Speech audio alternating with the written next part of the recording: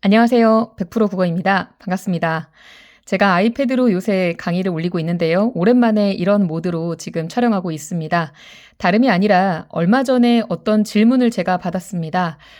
이제 중학교 1학년 어떻게 국어를 공부해야 될까요? 그래서 이번 영상은 초등학교 고학년부터 예비 중 중1까지 국어를 공부하는 모든 친구들을 위한 어떤 가이드라인을 제시하는 그런 강의가 될 것 같습니다. 사실 제가 진행하는 이 100% 국어라는 이름의 수업은요. 워낙 좀 소수로 진행되는 거다 보니까 바로 합류하시기 어려운 경우들이 많이 있습니다. 소위 대기자 명단에 계신 분들이 있으신데요. 2년이 닿으면 또 만나질 것 같습니다만 그때까지 또 그리고 그게 아니라 하더라도 국어를 스스로 좀 챙기시고 싶으신 분들께 좀 도움이 되었으면 합니다. 바로 들어가 보겠습니다. 일단 저는요. 중1부터 예비 중까지 국어에 대해서 한번 얘기를 좀 해보고자 합니다. 저는 고등부 중심으로 국어를 공부해 오면서 또 함께 아이들과 수업을 해오면서 이 국어라는 것이 굉장히 방대한 영역이구나라고 생각을 했고요. 중학과정에서 미리 챙겨주면 좋은 것들이 굉장히 많아요. 그래서 이번에 모든 국어 공부하는 친구들께 이제 도움이 또 부모님들께도 도움이 되기를 바랍니다. 자, 몇 가지 말씀드릴 텐데요. 가장 첫 번째로 드리고 싶은 말씀은 기본입니다. 기본. 무슨 말씀이냐면요. 기본적으로 알아둬야 될 것들이 있는데 크게 두 가지라고 저는 꼭 강조하고 싶습니다. 제가 학생들을 가까이서 지켜보니까요. 이것은 비단 그 초등학교 고학년, 중학교 1학년만이 아니라 초등학교 저학년부터 꼭 시켜주셨으면 좋겠다라고 생각되는 것이 바로 연필을 바르게 쥐는 법입니다. 제가 지금 이렇게 펜을 쥐고 있잖아요. 요렇게 쥐어야 되겠죠. 요렇게. 그런 이 세 가지 손가락이 그러니까 세 개 손가락이 받치고 있는 거 보이시죠? 그런데 요새 친구들이요. 연필을 이렇게 쥐거나 네. 또는 세 개의 손가락으로 받쳐 줘야지만 안정되게끔 이렇게 방향을 잡아 주고 세 개로 잡아 줘야 되는데 말이죠. 요렇게 해 주는 친구들이 있어요. 이렇게. 네, 이렇게 말이죠. 그렇게 되면 이 두 개가 손가락이 힘이 부족하잖아요. 그러면 글씨체가 흔들리게 됩니다. 그래서 우리 친구들이 이제는 고등학교 올라가면 서술형 문제도 풀어야 되고 어쨌든 쓰는 것이 중요해지는 자기 손의 힘이요. 그래서 이게 가장 기본입니다. 그래서 뜨끔하시는 분들이 있을 수 있어요. 특히 학생들 중에서. 근데 난 이거 잘하고 있다라는 친구들, 특히 여기에 이제 굳은 살이 좀 저도 굳은 살이 있는데요. 굳은 살이 좀 배기고 있다 이런 친구들 칭찬해주고 싶습니다. 공부의 가장 기본은요. 연필을 쥐는 것이라고 보시면 될 것 같아요. 그리고 또 하나. 손으로서 나의 생각을 표현하는 게 중요하다면 또 하나는요. 바로 음독입니다. 음독. 음독이란 소리 음자, 읽을 독, 소리내어 읽는 것을 말하는 건데요. 또박또박 읽기에 대해서 강조하고 싶습니다.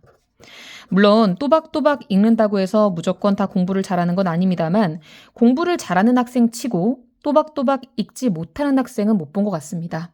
또박또박 읽는 것의 중요성은요. 왜 중요하냐면 의미의 단위를 파악하면서 읽는 데 있기 때문입니다. 이 과정에서 자연스럽게 띄어쓰기도 파악이 되는 거고요. 올바른 표준 발음법에 대해서도 연습할 수가 있습니다. 그래서 반드시 방학을 활용해서 또박또박 읽기, 뭐 1시간 내내 읽을 순 없지만 저희 수업에서도요. 좀 특별한 과제로서 10분 음독 과제를 주고 있는데요. 뭐 모든 학년은 그런 건 아닙니다만 이렇게 음독 과제 10분 동안 녹음해서 이제 저는 듣는 거죠. 이렇게 해보는 겁니다. 꼭 이런 과제가 아니라 하더라도 스스로 읽는 연습을 해보시면 좋을 것 같아요. 저는 저희 언니한테 좀 고마운 게 어렸을 때 뺏어 읽기 게임을 언니가 좀 알려줬었거든요. 뭐냐 하면 그냥 읽는 거예요. 두 사람이든 세 사람이든 읽으면서 틀리게 읽으면 네, 다른 사람이 뺏어서 바로 읽는 건데요. 이게 괜히 또 승부욕을 굉장히 또 자극하거든요. 그래서 게임식으로 같이 진행하셔도 재밌을 것 같습니다. 부모님께서 함께 해주실 거라면 이 경우 부모님께는 조금 뭐 이렇게요. 부모님은 학생이 이제 3번 틀릴 경우에 좀 뺏어가는 걸로 순번을 그렇게 해주시면 좋을 것 같습니다. 이렇게 규칙을 좀 만드셔서 음독 연습 또는 혼자서라도 재미 들이면 좋을 것 같습니다. 저는 그래서 오늘 여러 가지 얘기를 좀 드리고 싶지만 가장 이것이 기본 중에 기본이다라고 강조를 좀 하고 싶고요. 이것이 이미 돼 있는 친구들은 네, 고맙습니다. 잘하고 계십니다. 자, 그리고 이어서 말씀드리고 싶은 게 사실 독서입니다. 우리가 독서에 대해서 굉장히 많이 얘기를 하죠. 독서가 중요하다 이렇게 말이죠. 근데 이 독서는요. 크게 두 가지로 다시 나뉩니다. 독서를 문학 분야에서 우리가 읽을 수가 있고요. 또 비문학 분야라고 흔히 말하죠. 비문학이 사실 교과명은 독서입니다. 문학이 아니다. 뭐 이렇게 말하는 것들에는요. 많은 것들이 있는데 제가 우리 고등학생들 보니까요. 좀 많이 어려워하는 게 뭐냐면 과학, 경제, 철학, 그리고 역사, 세계사, 한국사 이런 것들을 많이 어려워한다라고 느꼈습니다. 특히 이 중에서 이제 많이 어려워하는 게 두 가지를 꼽자면 과학과 경제입니다. 그런데 혹시 지금 이 강의를 들으시면서 학생들의 경우 나는 이게 좀 약한 것 같아 라고 느껴지신다면 해당 분야의 책을 반드시 읽어주시기를 추천드립니다.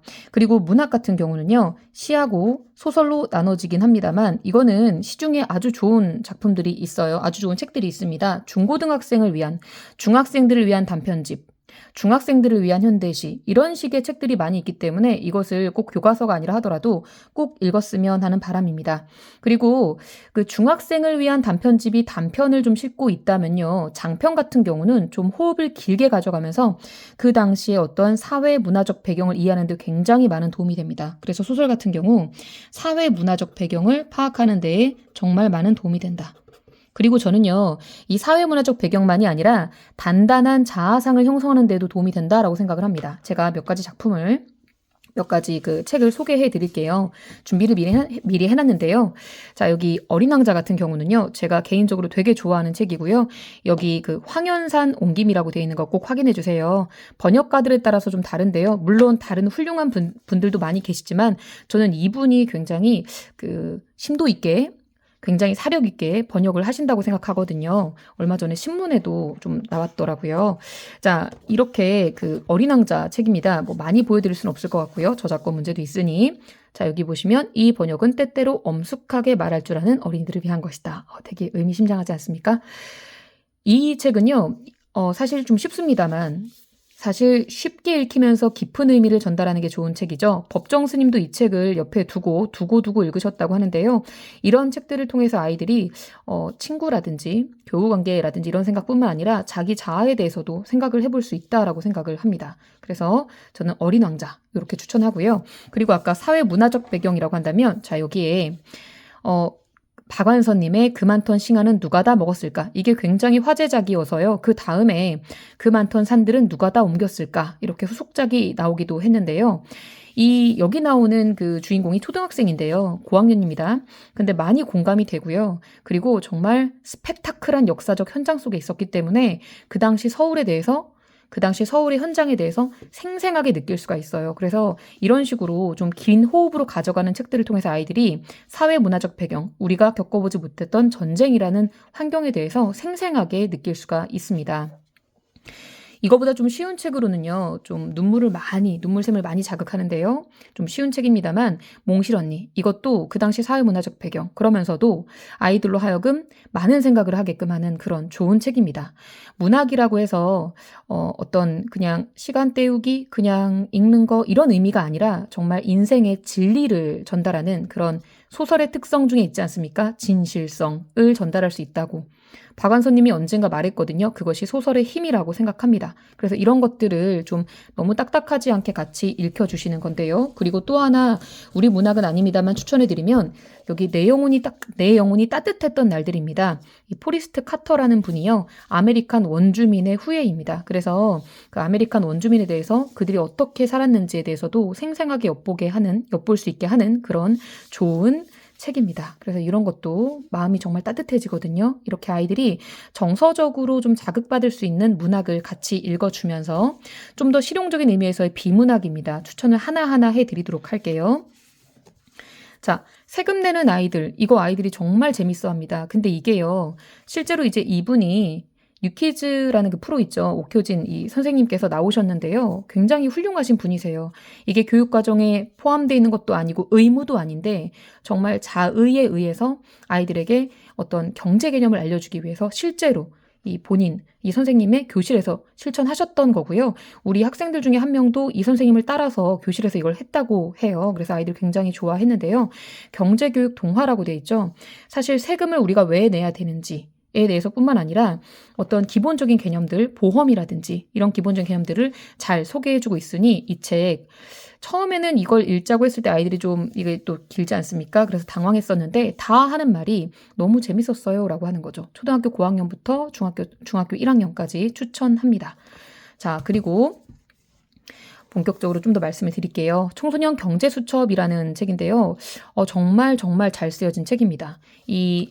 사실은요, 여기에 크리스티안의 오퍼만이라고 되어 있습니다만, 여기 이 한대의 지음이라고 되어 있고 신흥민 옮김이라고 되어 있잖아요. 그러니까 이 책이 외국 사람이 지었긴 하나 우리 현실에 맞게끔 굉장히 많이 배려를 했거든요. 그래서 여기 보시면은 여기 부분을 좀 볼게요. 이 책은 크리스티안의 오퍼만의 이 책을 바탕으로, 그런데 우리나라의 실정에 맞게 다시 썼다라고 해서요. 이 독일어로 된 책을 우리나라 현실에 맞게끔, 그래서 몇 가지만 제가 너무 인상 깊어서 제가 적어놓은 부분이 좀 있는데요. 예를 들어 부동산 투기가 왜 문제일까? 이렇게 제목을 주십니다. 저 같은 경우는 이걸 읽을 때 너무 괜찮아서 상품의 가격은 어떻게 결정될까? 이렇게 한번 요점 정리를 해봤는데요. 이거에 대한 답을 찾는다고 생각하면서 읽어주면 아주 좋습니다. 그래서 경제에 대한 기본 개념들을 이렇게 밝혀주고 있기 때문에 학생들이 읽기에, 그리고 굉장히 좀 길지 않아요. 호흡이 짤막짤막하면서도 핵심 경제 개념들을 잘 수록해주고 있어서 아이들이 쉽게 재밌게 읽었다라는 그런 반응을 보였던 책입니다. 자, 그리고 사실 이거는 문학 속의 지리 이야기인데요. 이거 딱 보면은 뭔가 되게 재밌는 그림도 있고요. 근데 사실 지리가 들어가 있어서 하지만 20가지 문학 작품과 지리를 연계한 굉장히 좋은 책입니다. 아이들이 재밌게 읽었어요. 그게 중요하다고 생각합니다. 그래서 이렇게 제가 차례를 간단히 보여드리면요. 우리가 알고 있는 작품들이에요. 아기 돼지 삼형제라든지 양치기 소년과 늑대. 저는 이게 재밌었어요. 양치기 소년과 늑대인데 양치기 소년이 왜 그렇게 할 수밖에 없었을까? 이것을 지리적인 관점에서 풀어낼 수가 있거든요. 소나기에서 왜 그때 소나기가 내렸을까? 왜 하필? 이런 것들을 정말 지리적으로 재미있게 풀어냈기 때문에 아이들이 처음에 지리 보고서 허걱했다가 막상 읽으니 재밌었다라는 좋은 반응을 보여준 그런 책입니다. 자, 그리고 한국사 관련해서요. 제가 정말 존경에 맞지 않는 최태성 선생님. 네, 이분 되게 정말 강의 잘하시죠. 이분이 참여한 만화로 된 책도 있어요. 그것도 추천합니다. 역사의 쓸모는요. 22가지 통찰이라고 해서요. 22가지 질문을 가지고서 얘기를 하는데요. 정말 너무너무 재밌습니다.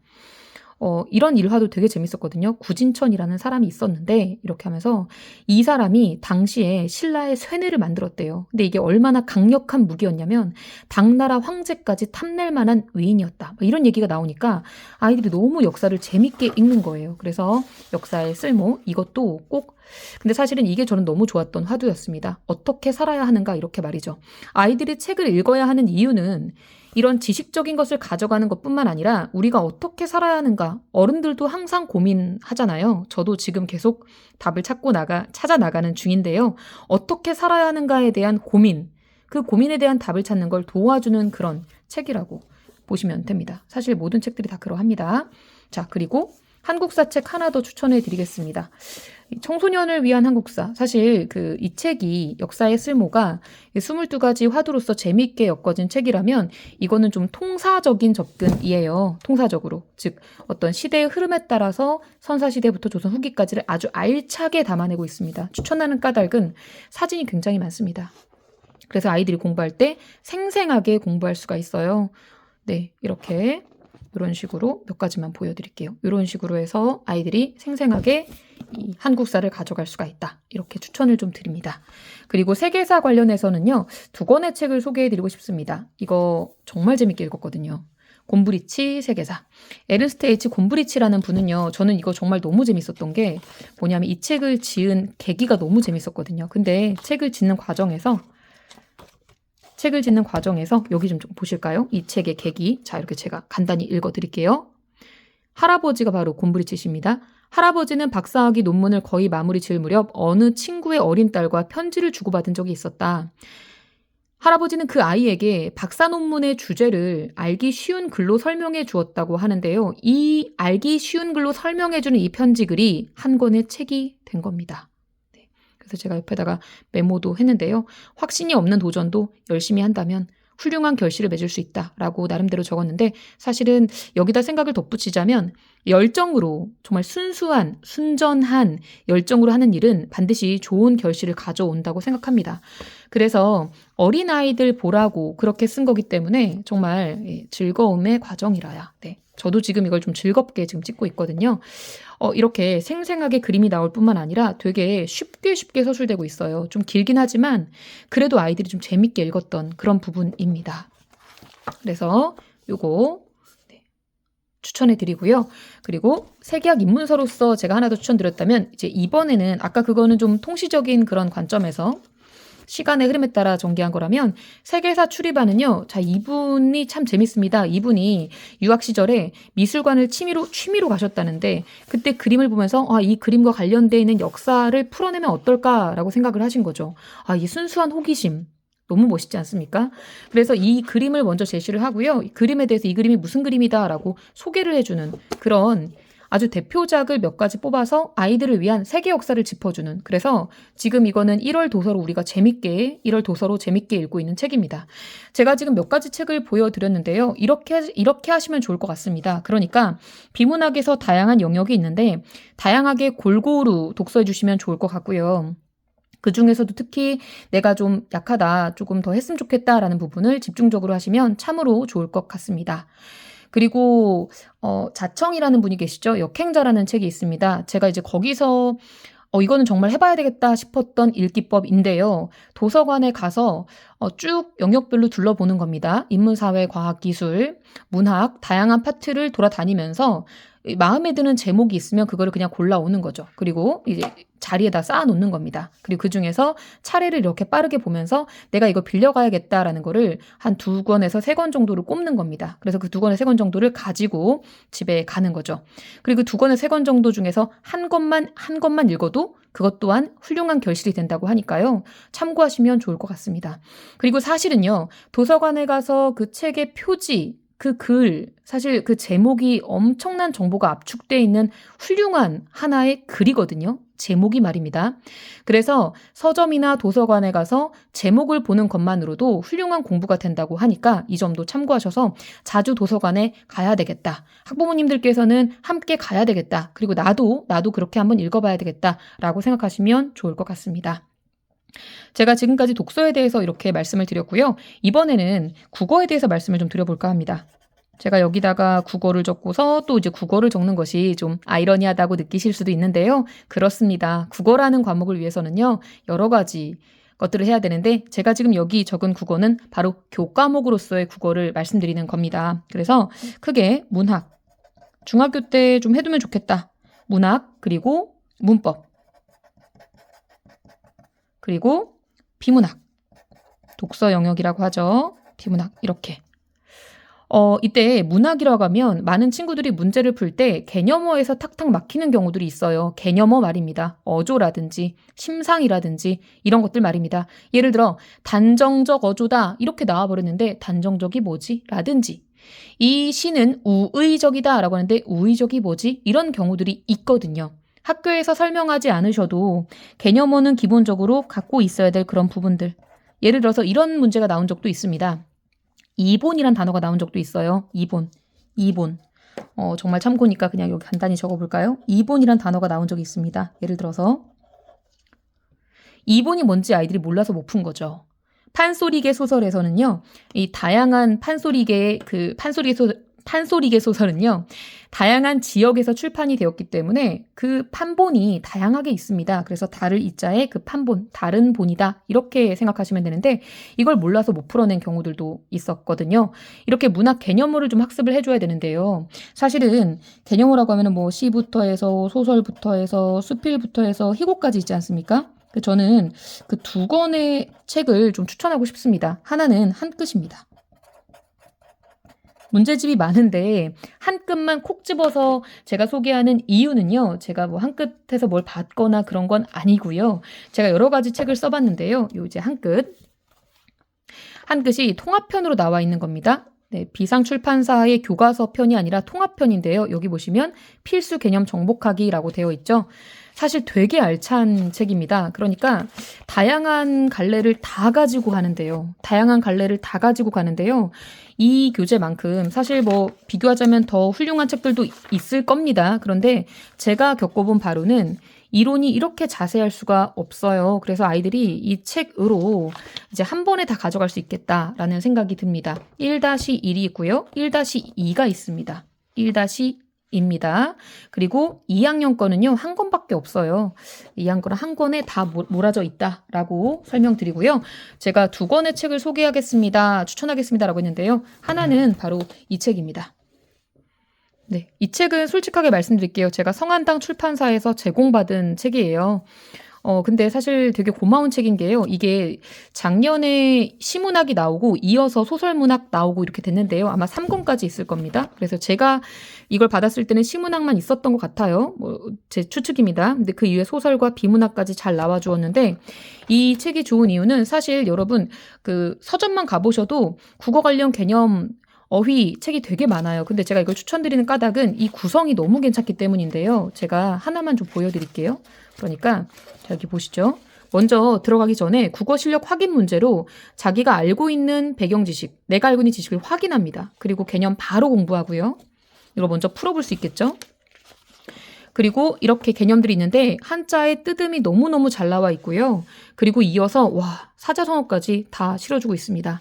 이 표지는 시문학이었지만 사실 시와 한자성어가 어떻게 이렇게 칼로 자르듯이 잘리겠습니까? 이렇게 명확한 경계가 있는 게 아니거든요. 그리고 관련해서 실전 문제로 어휘력 완성하기까지 정말 잘 나와 있으니 이 책은 정말 강력 추천하는 바입니다. 그래서 기본적으로 가져갈 수 있는 문제집으로 꼭 해주시면 좋을 것 같습니다. 자, 그래서 다 사로잡고 싶다. 한 번에 다 사로잡고 싶다. 이렇게 하면 한 끝 교재 추천드렸고요. 그리고 개념어 관련해서는 개념어 플러스 어휘력이라고 해서요. 성한당에서 나온 개념어 플러스 어휘력. 개념어 플러스 어휘력. 성한당에서 나온 책으로 추천을 드립니다. 그리고 문법도요. 제가 너무 편애하는 것 같긴 합니다만 한 끝으로 추천드립니다. 왜냐하면 아까랑 이유가 같은데요. 한 권으로 끝내기라는 제목과 명실상부합니다. 그렇게 설명이 자세할 수가 없어요. 사실 저는 이 한 끝을 이렇게 교사용 PDF로 좀 진행했기 때문에 학생들은 구입을 하게 했고요. 한 가지만 좀 샘플로 보여드립니다. 제가 왜 이걸 추천하는지 말이죠. 자, 왼쪽이 개념 익히기, 오른쪽이 문제가 있고요. 뒤에도 또 문제가 아주 많습니다. 그런데 이 개념 익히기를 보시면요. 한쪽에 압축돼 있긴 하나 정보가 정말 많이 자세합니다. 네, 정말 많이 자세하게 나와 있어요. 그래서 개념을 아주 상세하게, 그래서 이런 참고 지식들이요. 나중에 이어서 고등국어까지 이어지거든요. 그래서 이 책을 추천하는 거고요. 만약에 나는 지금 초등학교 고학년이다. 이런 경우는 한끝 문법이 좀 어려울 수가 있어요. 그래서 이 경우는 초등학교 고학년의 경우는 초등 고학년 필수, 줄여서 초고필이라고 합니다. 초고필 문법. 이거는 제가 지금 강의실에서 가져오지 않았는데요. 초고필 문법으로 추천을 좀 드립니다. 그래서 중학교 2학년, 3학년, 1학년까지도 좀 잘하는 친구들은 괜찮을 것 같고요. 한 끝. 그리고 초등학교 고학년은 초고필 문법으로 추천을 좀 드립니다. 비문학 같은 경우는요. 문제집이 정말 많죠. 사실 저는 빠작 비문학도 되게 괜찮다고 생각하고요. 다른 것들도 아주 많이 있는데요. 저는 하나만 지금 자이스토리 하고 있는데요. 근데 하나만 뽑으라고 하면 전에 썼었고 지금도 쓰고 있는 책. 자, 이렇게 비문학 독해 DNA 깨우기를 정말 강력 추천합니다. 하나만 뽑으라면 이걸 좀 추천하고 싶습니다. 물론 교사용을 이렇게 제공받긴 했습니다만 사실은 이 책은요. 저도 검토에 좀 참여를 했습니다. 그래서 제가 애착이 있다라기보다는 여기 이렇게 좀 증거 자료를 보여드릴까요? 저기 이렇게 이름이 나와 있는데요. 사실은 이 천재 출판사에서 정말 이 꽉 물고 네, 감사합니다. 이거 어떻게 이렇게 만드셨죠? 그럼 무슨 말이냐면요. 보통은 비문학이 실전으로 구성이 되어 있습니다. 보통은 지문 나오고 문제 나옵니다. 그런데 이 문제집은 이론이 먼저 나와줘요. 그러니까 아이들이 먼저 들어가기 전에 물론 기출 유형에 맞게끔 살짝 어렵습니다.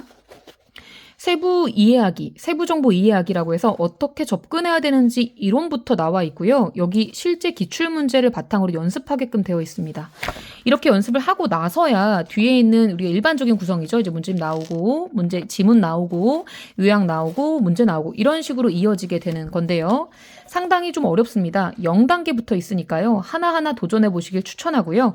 이 교재에 또 하나의 장점이 있는데요. 바로 이렇게 작은 저 이런 거 되게 좋아합니다. 왠지 덤을 받은 것 같지 않습니까? 잘 보이시나요?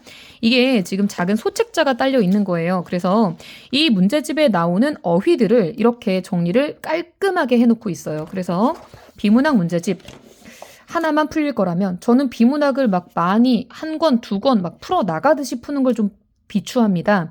이거 풀리실 때도요, 또는 푸실 때도 반드시 밑줄도 좀 그으면서 읽으셔야 되고요. 답마다 그 정답의 근거를 명확히 하실 필요가 있거든요. 그래서 그런 점에서 차근차근 하나하나 해나가는 그런 좋은 문제집으로 비문학 DNA를 좀 추천을 해드립니다. DNA.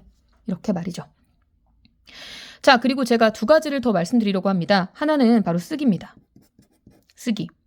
앞으로 쓰기의 비중이 점점 커지고 있죠. 그래서 쓰기를 다시 두 가지로 나눠서요. 이렇게 얘기하고 싶어요. 생각을 쓰는 것.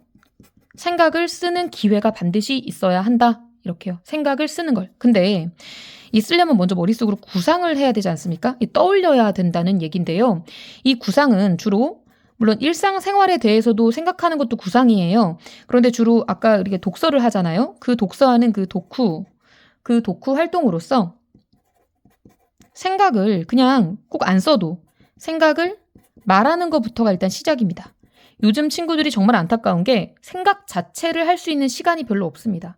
그래서 이 책을 읽고 나서 생각을 말할 수 있는 그런 계기를 꼭 주시면 좋을 것 같고요. 또는 스스로 한번 말해보는 것도 괜찮습니다. 이때 저는 이 독이 읽어내다라는 의미가 있잖아요. 근데 읽다라는 건 비단 책만 가리키는 게 아닙니다. 사실은요, 세상 자체가 하나의 책입니다. 그래서 살아가면서 세상에서 겪는 그런 경험들이 모두 책을 읽는 것과 같습니다.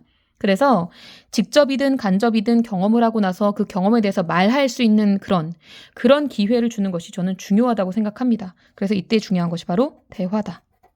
이렇게. 그래서 아리스토텔레스가 예전에 세웠던 학교도 결국에는요, 산책하면서 말하는 그런 학교였다고 하니까요. 이 말의 중요성 생각해 주시면 좋겠고요. 그리고 생각을 쓰는 것은요, 사실은 뭐 서술형이나 논술형을 연습하기 위함인데요.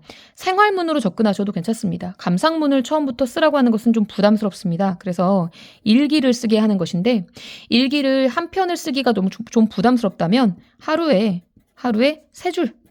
세 줄이라도 한번 기록을 해보는 겁니다. 이렇게. 또는 신문이 있어요. 신문에 좋은 기사, 사설을 그래서 저희 수업 때는 좀 종종 하면 아이들이 재밌어 하는데요. 사설을 읽고 자기 생각을 간단하게 적어보는 것도 좀 추천합니다. 자, 이런 식으로 제가 쓰기에 대해서 말씀을 드렸고요. 마지막으로 한 가지 말씀드릴게요. 사실 제일 꼭대기에다 적겠습니다. 왜냐? 어휘입니다. 어휘가 요새 많이 부족하다라는 얘기들을 많이 하세요. 그래서 저는 한자 성어 또는 한자어 이것을 좀 강조하고 싶습니다. 한자어 관련해서는 좋은 책들이 많습니다. 근데 아까 성한당에서 나온 그 어휘력도 좋고요. 아니면 한자에 좀 집중하고 싶다 하시면 빠작, 네, 아직 끝난 게 아니었습니다. 네, 동아출판사에서 나온 이 빠작 아주 괜찮은 책입니다. 시리즈예요. 비문학도 있고 문학도 있고 아주 좋은 문제집인데요. 한자 어휘가 잘 나와 있으니 한번 볼까요? 샘플로 이렇게 나와 있고요. 이렇게 빈칸 채우면 연습을 하고요. 네. 그리고 이제 이거랑 관련해서 문제도 바로 풀어볼 수 있고 재밌는 이야기도 나와 있습니다. 네, 단사표음 정말 고등학교 때 많이 나오는 단어죠. 이런 식으로 공부를 수월하게 하게끔 도와주는 것들이 있으니 참고하시면 좋겠습니다. 그리고 한자 성어 같은 경우는요, 그 좀 하지 마셨으면 하는 공부법이 한자의 뜨듬을 너무 달달달 외우려고 하지 않으셨으면 좋겠어요.